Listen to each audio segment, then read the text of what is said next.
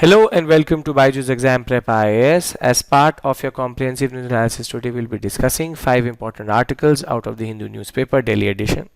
Before we begin, 2 important announcements for you. First, under the Political Thinkers and Ideas program on Telegram, we'll be discussing Dr. B.R. Ambedkar today. So do subscribe to our Telegram channel. Thereafter, on Friday, we have a very important explain session by Harshmeet sir, which will be dealing with National Logistics Policy. So don't miss that session also. With this, now let's enter our main analysis for today. What we'll be discussing first is an act which was already there in the news, which is the Criminal Procedure Identification Act of 2022. It has been creating a lot of controversy since its promulgation. However, today it is very important because the MHA has notified the rules for the act, therefore now making it operational.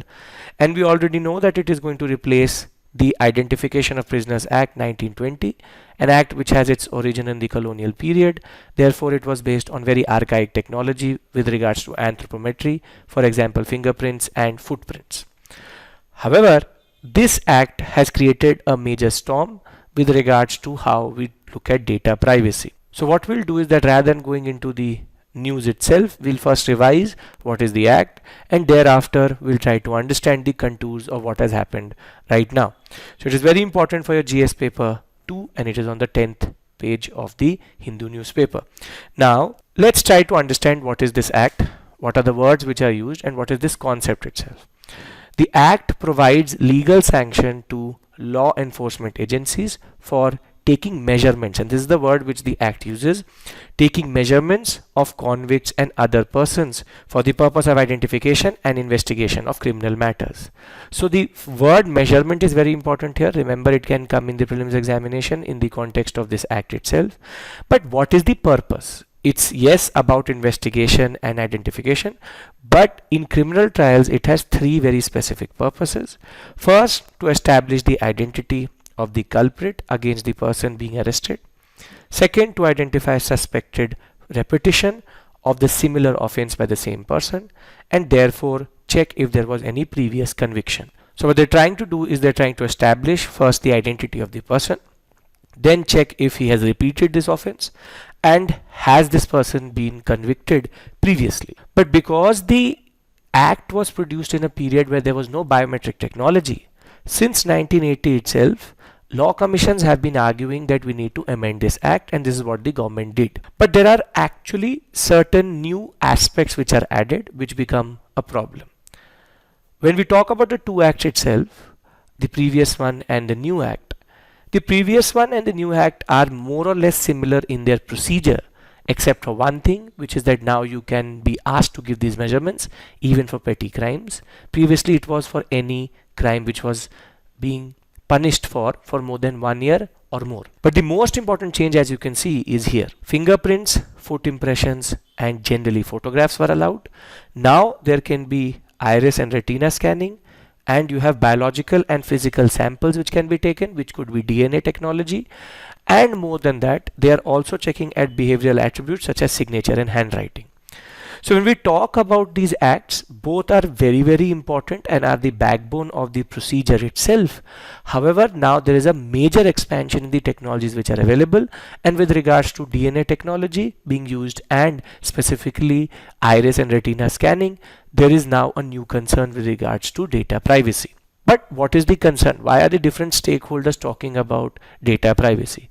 What they say is that the expansion of measurements is not a problem. The problem is that they've used a word which is that the inclusion of derivative data such as analysis and behavioral attributes raise concerns with regards to this data being processed much beyond its purpose. And second, that these measurements will now be taken for anybody who is actually being arrested or convicted for any petty offenses also. Previously it was only 1 year and upwards, as I pointed out previously. So the point is, they're saying 2 things. Yes, it's good to take these measurements. However, you are taking these measurements now for behavioral attributes and changes, and this means that you are processing the data much beyond the person's identity or for just checking repetition or previous conviction. Further, this data is only collected for proper criminals who are convicted for more than 1 year. You can't collect everybody's data even if they have a challan on their car. So basically, What they're trying to say is that this can become an occasion for mass surveillance, because for every small crime from not wearing a helmet to going up as murder, everybody is being treated the same. The problem is that there needs to be a line where this data collection should be not allowed, which was previously 1 year and onwards. Now that has been removed. And second is this concept, this very vague concept of analysis and behavioral attributes, thereby talking about that person's behavior linked to his biometric indicators, linked to his conviction itself. Therefore, this is a new gathering storm in that regard, and this act has become a problematic aspect and has created a lot of issues with regards to the fundamental right to privacy, and you can be asked to give a lot of data even if you're convicted for petty crimes. So why are we talking about this act today? It has already been in the news, because the first concern which everybody had was who will collect this data and store it. So the rules which are important, because if you don't notify the rules, the act cannot be implemented or cannot come into force. The first point was who will collect the data, who will keep it, and the MHA now has notified that it is the National Crime Records Bureau, which will actually become the one-stop agency for storing and preserving this data of arrested persons.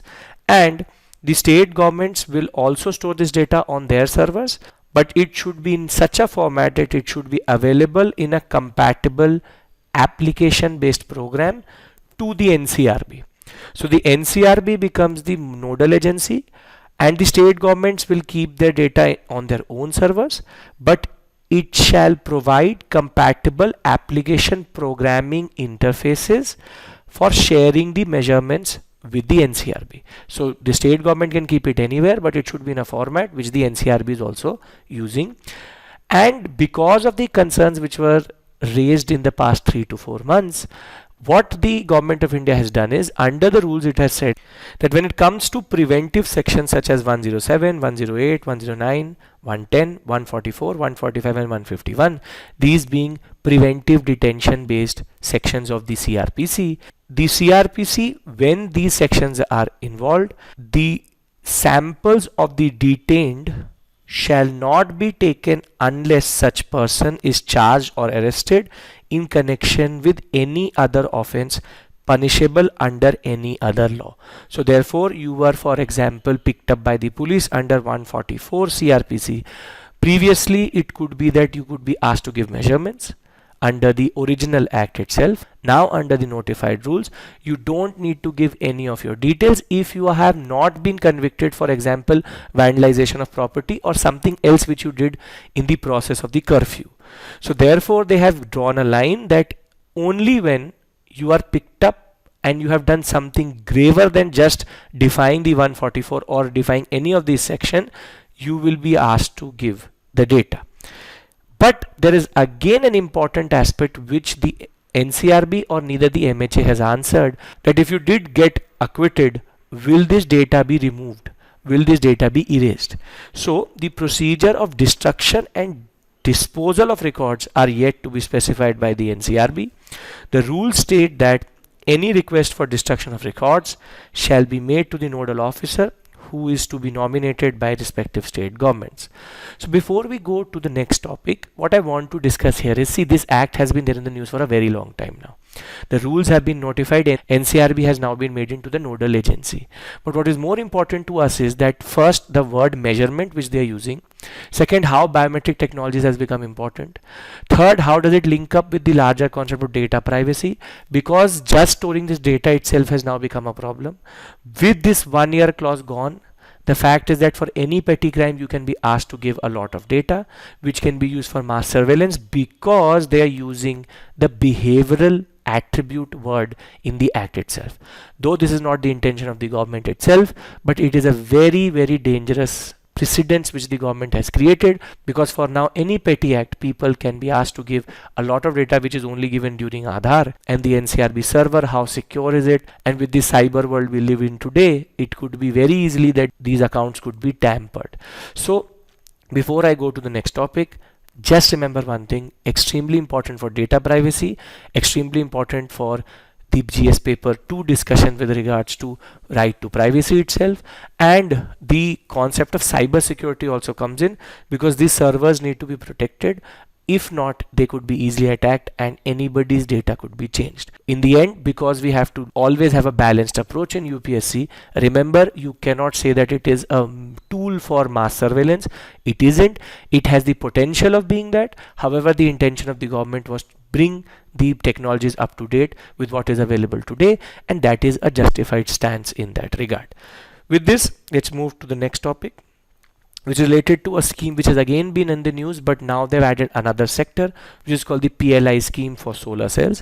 PLI, which is production linked incentive scheme, has now become a go-to for the government, and on Wednesday, 19,500 crores production linked incentive scheme was introduced to incentivize the manufacturing of domestic solar cells, which would then also lead to our exports becoming better, and the imports from China would stop, therefore reduce industry's reliance on Chinese made panels. Now, first we need to understand what is PLI.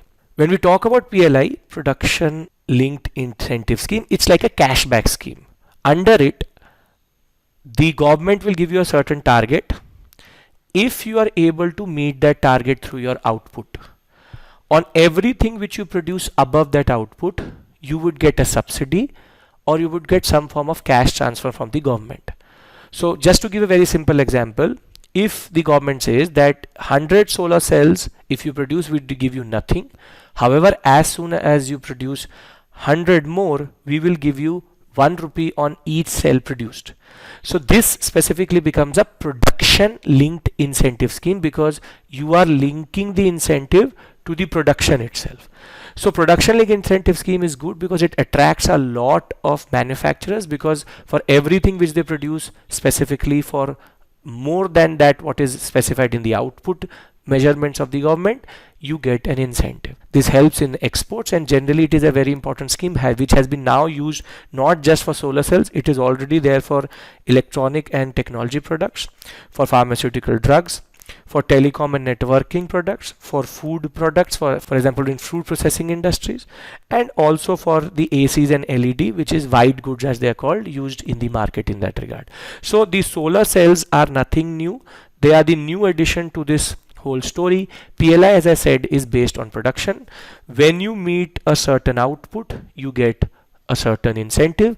That is a cashback scheme, that you do this much, we will give you on everything which you produce over that limit, we will give you some form of incentive, some form of cashback, some form of subsidy. So whatever you want to call it, it is a very good scheme, because production needs to reach a certain output, thereby leading to growth of that sector, and because the manufacturer is already incentivized to produce more than that, which would in turn be above the domestic demand, therefore it could then be pushed into exports. So what are the basic contours of this scheme? Why is the government doing it, and why is it that this scheme becomes important in the larger context of our discussion? What the scheme says is that the bidders for projects will be given PLI to set up and run manufacturing facilities that will span the entire production cycle of modules, from making the polysilicon cells to the ingots, the wafers and the panels, to assembling modules that will be used for producing electricity. The most important aspect here is that they are trying to incentivize wafers which are used to produce that electricity, because we don't have anything with regards to, because we don't have any manufacturing plant today in India which produces wafers. So here the PLI is actually not targeting output, it is targeting manufacturing. So the PLI will be dispersed to the firms after they set up their manufacturing units, and the money will be dispersed over the next 5 years. So here the PLI is not targeting the output, but it is targeting the production itself. Just by incentivizing production, they want all the different makers to come to India and then just set up.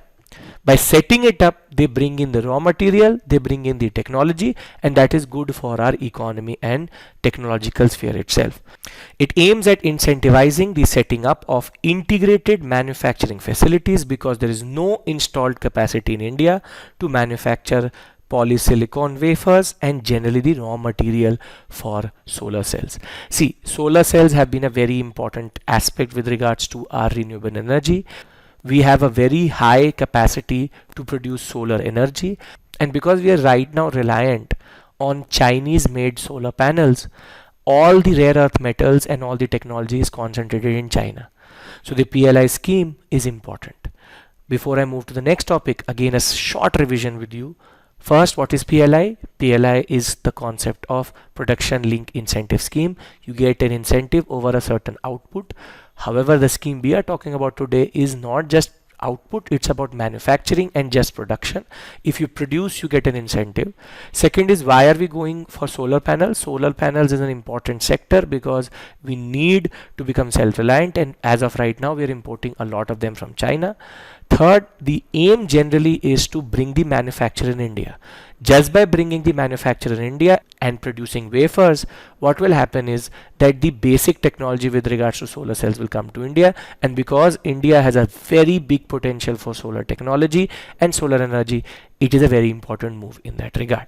Further, the ministry itself realizes the potential of all these initiatives which we talked about previously. So the Ministry of New and Renewable Energy, the nodal body which has been tasked with this program, estimates that this could actually lead to manufacturing capacity worth 65,000 megawatts of fully and partially integrated solar modules being installed in the next 5 years in India, which is that manufacturing capacity of close to 65,000 megawatts could be produced in India. These panels could be produced in India. Further, this would bring in direct investment of about 94,000 crores, directly employ about 1,95,000 persons, and indirectly close to 7,80,000 people. This would also save India 1.37 trillions in imports as they have estimated. So I was talking about the potentiality. Here are the numbers. I didn't move to the numbers first because you need to understand the conceptual aspect first. We can save 1.37 trillion by this PLI. Therefore, any amount which has gone into this scheme is very, very fruitful and very, very important. Now let's move to the third important concept which we understand today, a very important term which can be used in prelims and mains both, which is called shrinkflation. Before I go into the basic concept itself, you need to understand it very simply. When you buy a certain commodity, for example, you buy 1 liter of oil for 100 rupees. However, when inflation hits, which is that the oil is in a lot of demand, the supply is less, or there are supply and bottlenecks, what happens is, because there is a lot of demand and supply is not there, the same bottle of 1 liter may become 120 rupees. So 1 liter for 100 rupees, 1 liter for 120 rupees. So this is called inflation, price rise, general and gradual rise in prices. However, what shrinkflation is something which the companies are doing in order to be competitive and also in a way defy all the indicators which tell us that inflation is happening. What they're actually doing is, rather than making that 1 liter bottle for 120 rupees, they are now selling 990 mls for 100 rupees. So the bottle itself physically does not look a lot smaller. From 1 liter, they are down to 990 ml. So basically 10 ml they've taken away. But for the company itself, one 10 ml bottle linked to its bigger capacity of producing these bottles could be a very big amount. So rather than increasing the prices, what they've done is they've reduced the amount which is there. That is why shrinkflation, that rather than increasing the price, you shrink the product itself. So again, I'm repeating the example very simply. 1 liter 100 rupees, 1 liter should be 120 rupees. Rather, what they do is they give 990 ml for 100 rupees. In our minds, we are still giving 100 rupees, but the amount has been reduced. But the amount is not so significant that we can make out. So it is technically trying to defy customer psyche, and at the same point of time, macroeconomic indicators, inflation indicators will also see that price is not rising, but technically the commodity is becoming smaller. So this word can be used in the exam with regards to prelims, with regards to mains, and you need to know how to write an answer with regards to what is shrinkflation. So shrinkflation refers to the tampering of a product while maintaining its retail price. When a product is downsized in its quantity while keeping its price the same, this is called shrinkflation. So it is downsizing its quantity but the price remains the same. For example, reducing the scoops of ice cream in a container or reducing the number of chips in a packet would amount to shrinkflation. In other words, shrinkflation occurs when goods shrink in size but the consumers pay the same price. It occurs when manufacturers downsize products to offset higher production costs but keep the retail prices the same. So this concept is about deceiving the customers into believing that the brands they buy are not affected by inflation, since containers and vessel sizes are reduced by very small amounts, saving the manufacturer more money in the long run, but for the customer the basic size has not decreased. It happens when materials and ingredients used in the products become very expensive and when there is intense competition in the market.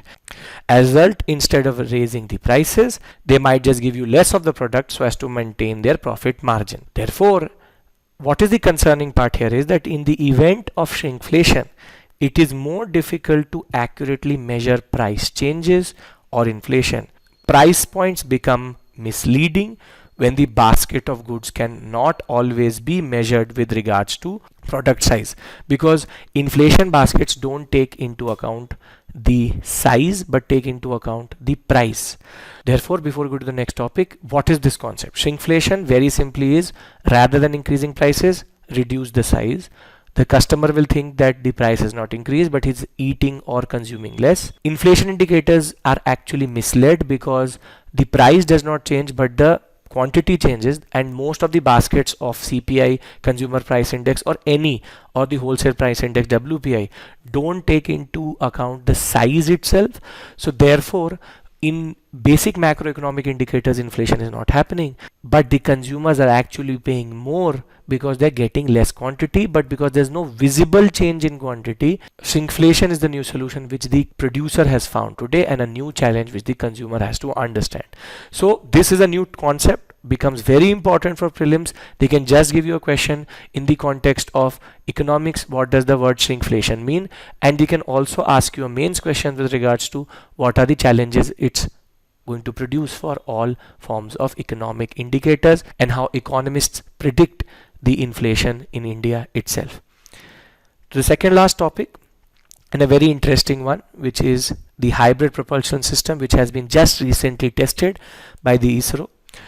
To understand this concept, you need to understand first solid fuel and liquid oxidizer and the concept of solid liquid fuel. See, rockets have different types of fuels.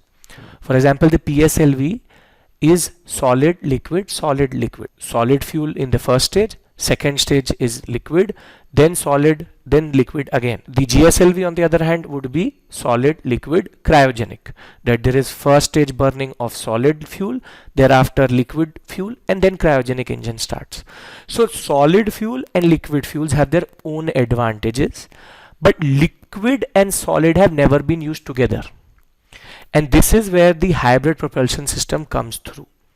So let's first understand how does a rocket work.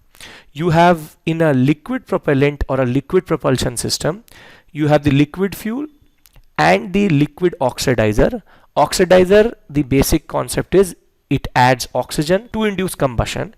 Therefore, once the liquid fuel mixes up with the liquid oxidizer and it is pumped together and then it is ignited, it technically leads to thrust. On the other hand, in a solid propellant rocket, there will be the solid core, which is the solid oxidizer.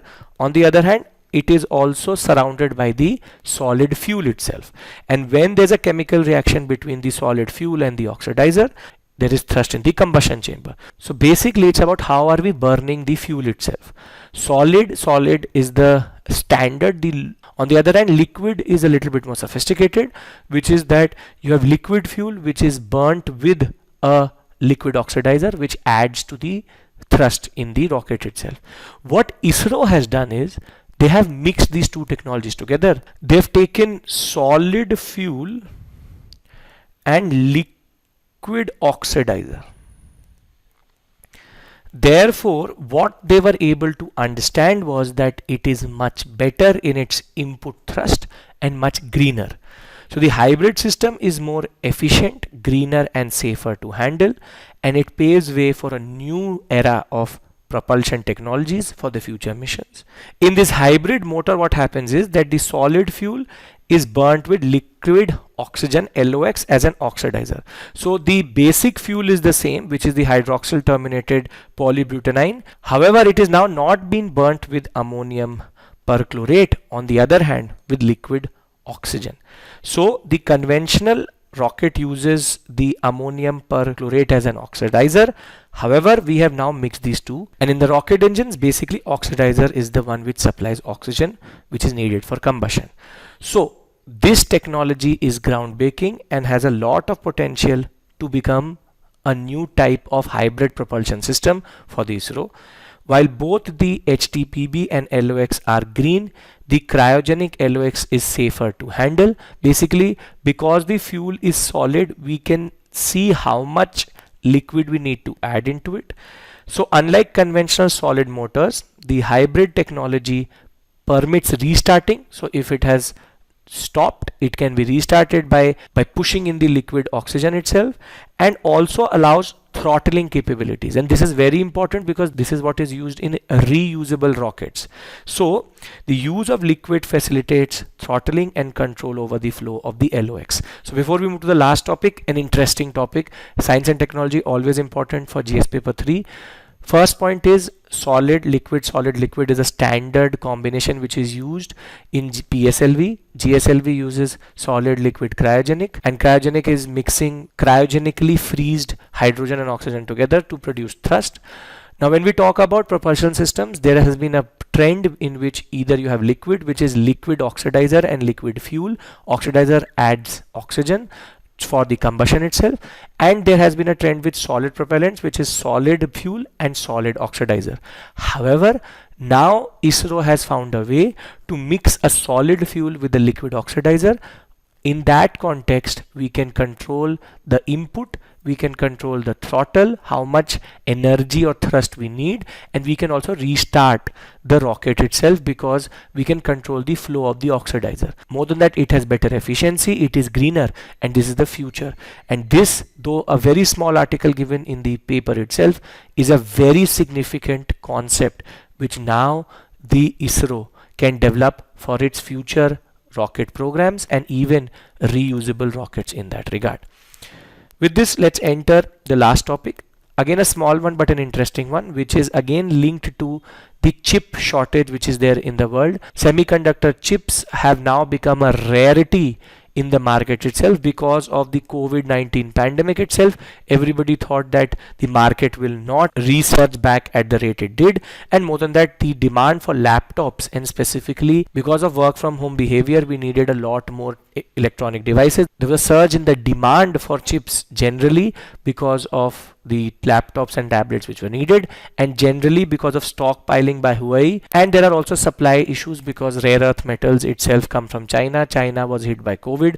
So basically there was a whole concept in which till today car manufacturers are facing a major chip shortage, and this is where the government of India now tries to intervene and create a better ecosystem with regards to chip technology and chip manufacturing.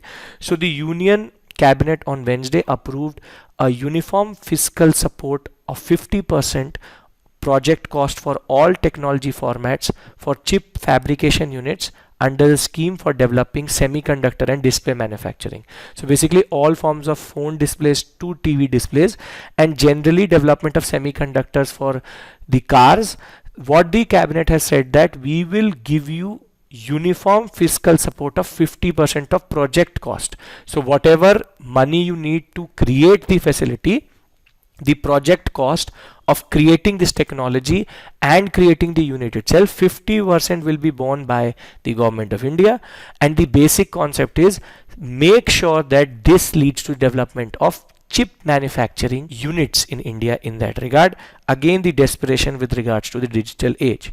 So given it is a niche technology, which means that it is a very, very rare technology and it needs a lot of expertise, the modified program will also provide fiscal support of 50% of capital expenditure in a side by side, what is called pari passu, side by side at the same rate mode for setting up the compound semiconductor, silicon photonics, sensors and discrete semiconductors fab. So basically there was already a PLI scheme. What it's talking about will modified program.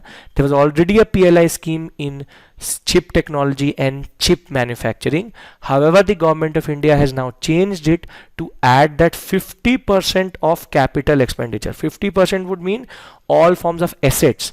50% of capital expenditure will be met by side, whatever is needed, 50% will be given by the government, 50% by the private sector for setting up these units which could produce any form of semiconductor. The scheme will then attract global semiconductor players to come to India and invest in chip manufacturing generally. So this topic is again linked to the PLI scheme for solar panels. That's a separate issue altogether, but the concept is the same. So before we go to the mains question, before I close this session, please understand one thing. What have we understood today? First, we try to understand the rules which have been notified for the new act, Criminal Identification Act. In that, we talked about measurements, how measurements are taken, how new technology has been integrated. Then we understood the concerns with regard to mass surveillance and data privacy. What we have now, new information is that the NCRB is going to be the repository of all this data. So cyber security issues comes through, and generally the fundamental right to privacy is a core issue in this concept. Thereafter, we understood an old scheme in a new sector, which is the PLI scheme, Production Link Incentive Scheme, in the solar panel sector to boost solar panel technology in India, and more than that, make sure that we can produce them, thereby saving $1.37 trillion, thereby saving 1.37 trillion rupees of all the imports we are bringing in from China. Then we move to the liquid propulsion concept. Liquid propulsion concept is very, very important because now we have a hybrid propulsion concept in which we are mixing solid fuel with liquid oxidators. This is the new technology. This is the future of this sector. Therefore, ISRO has now created a breakthrough technology with regards to mixing solid and liquid fuels together. We also discussed a new term, shrinkflation, where the producer does not increase the price under inflationary measures. However, he reduces the size. So under inflationary pressures, what you do is that you don't increase the price, but you just decrease the quantity. A new challenge for consumers and macroeconomic indicators. And the last topic which we did just before I'm going to end this session, or we are going to do the mains question, is that we have now understood that the government is buckling down and aiming to make sure that the chip shortage does not paralyze the Indian technological sphere. So they are now trying to attract as many chip manufacturers in India by saying that 50% of expenditure cost will actually be supported by us. We will give you 50% of all manufacturing units project cost. You just need to produce in India so that those type of technologies can come to India and rare earth metals can also come to India. With this, let's look at the two questions for practice. What is shrinkflation? How does it create a new challenge for macroeconomic accounting? So a very standard question you can answer, but what is shrinkflation is a very plausible question, and in the prelims exam this can come easily. Hybrid propulsion systems are the future of space technology. Elucidate. Again, a very beautiful question with regards to how does this technology totally change the paradigm in what we are doing today, and for India, how it is so important. With this, I would like to end the session. Thank you so much for your patience. I will see you in the next video. Take care.